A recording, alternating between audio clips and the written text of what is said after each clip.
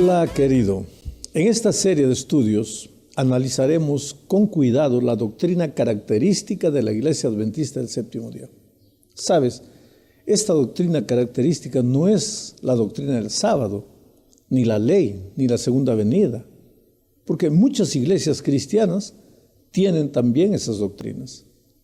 Pero la doctrina del santuario, esa sí es una de las verdades bíblicas que todavía están escondidas en las Sagradas Escrituras para muchos cristianos y que la Iglesia Adventista predica. Nuestra iglesia, desde los mismos inicios, en la segunda mitad del siglo XIX, presentó el mensaje del santuario como parte del Evangelio eterno. Yo me atrevo a decir que si la doctrina del santuario no existiese, incluyendo en ella, claro, el tema del juicio investigador, la Iglesia Adventista no tendría mucha razón de existir.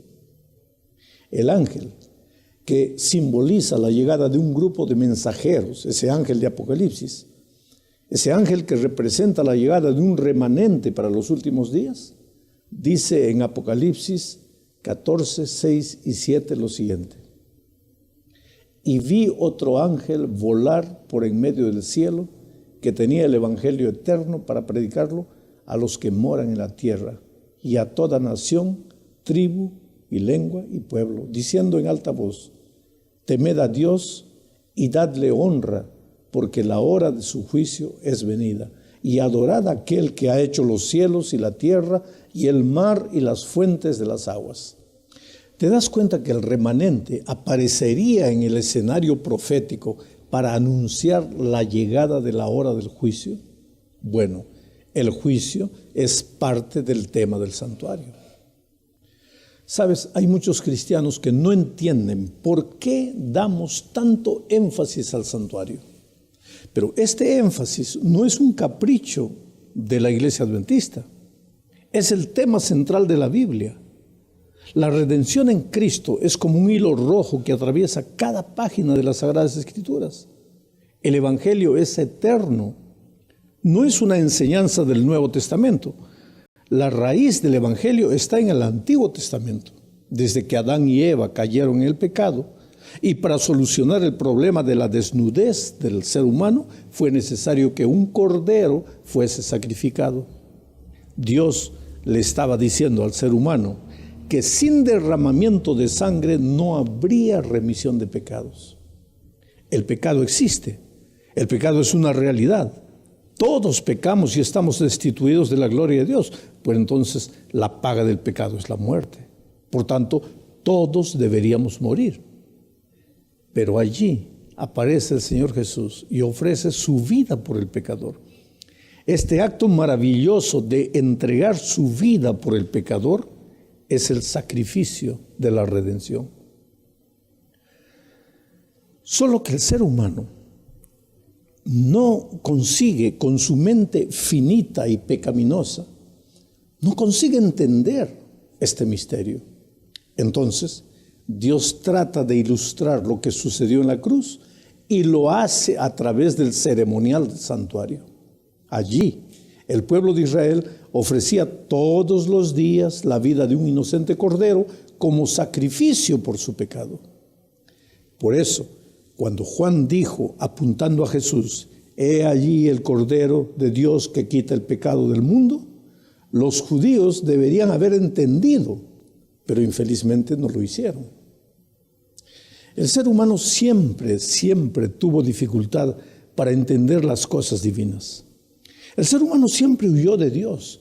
Desde la caída, el ser humano trató de esconderse de Dios y huir de su presencia.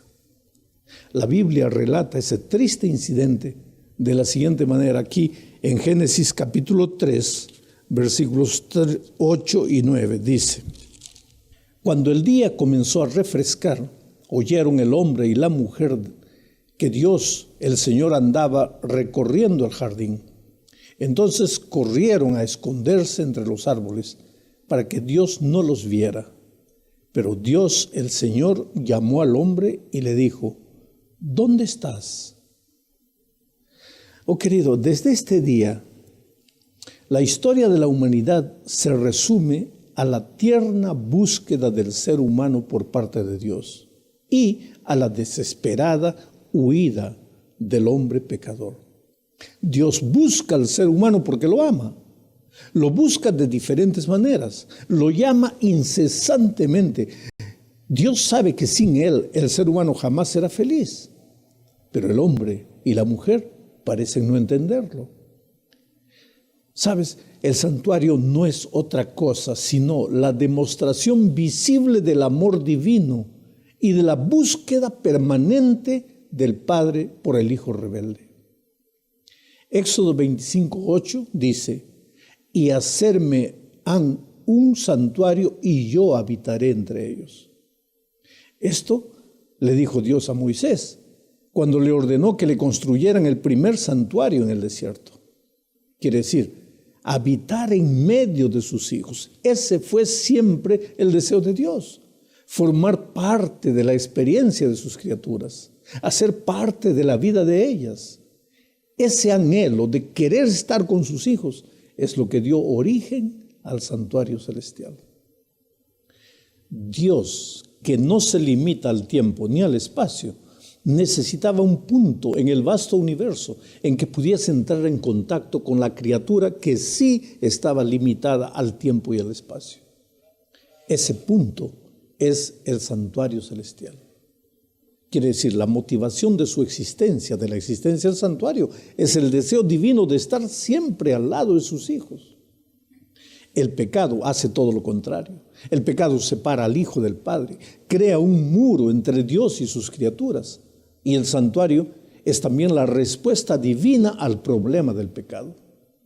Por eso, en el santuario de Israel, que era el santuario terrenal, se tenía que sacrificar animales inocentes. La sangre tenía que ser derramada. Cada vez que el israelita llevaba un corderito al santuario para ser sacrificado, él estaba recordando que el precio del perdón es la sangre de un inocente. Y en esa víctima inocente depositaba su confianza de que un día el Cordero de Dios, que saca el pecado del mundo, moriría por él en la cruz del Calvario. Sabes, mi amigo querido, cada detalle del santuario explicaba de alguna manera el proceso de la salvación. Nada sucedía en el santuario de Israel sin un propósito. Cada utensilio, cada ceremonial, desde el cordero sin mancha, pasando por la actitud arrepentida del pecador, hasta la participación del sacerdote, tanto en el lugar santo como en el lugar santísimo, todo era un símbolo de lo que sucede en el cielo para salvar al ser humano.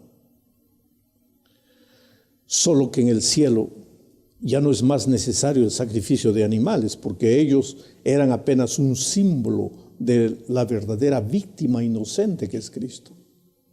El autor de la epístola a los Hebreos dice en Hebreos capítulo 9, versículos 24 al 26, lo siguiente: en efecto, Cristo no entró en un santuario hecho por manos humanas, simple copia del verdadero santuario, sino en el cielo mismo para presentarse ahora ante Dios en favor nuestro.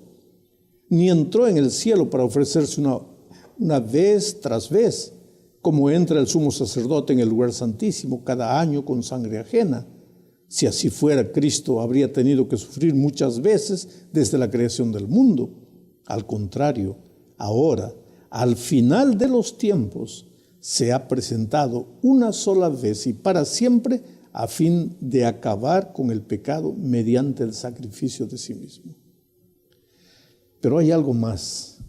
En el santuario terrenal se realizaba la ceremonia de purificación una vez por año. Y esta ceremonia también era símbolo de la ceremonia de purificación del santuario celestial. Y el profeta Daniel registró la orden divina en Daniel 8:14, déjame leer. Y aquel santo me dijo: va a tardar 2300 días con sus noches. Después de eso se purificará el santuario. Sabes, los adventistas del séptimo día creemos que este periodo profético de 2300 años terminó el 22 de octubre del año 1844. Ese día sucedieron dos cosas en el universo. En el cielo empezó el juicio investigador y en la tierra Dios levantó un pueblo para anunciar al mundo que la hora de su juicio ha llegado. Hoy es el día de buena nueva. Hoy es el día de salvación. El mismo Dios que llegó una tarde al Edén llamando a Adán, el mismo Dios que le dijo un día a Moisés que deseaba vivir entre sus hijos, es el Dios que en este momento desea entrar a tu corazón. Yo te pregunto, ¿le dejarás entrar? Bienvenido pues a esta serie de estudios fascinantes acerca del santuario y la obra maravillosa de la redención en favor del ser humano. Redención es libertad, no solo del pecado, sino también de todas las tristes consecuencias que el pecado trajo a nuestra vida. Por lo tanto, estos estudios tienen que ver con todas las áreas de nuestra existencia. Que Dios te bendiga.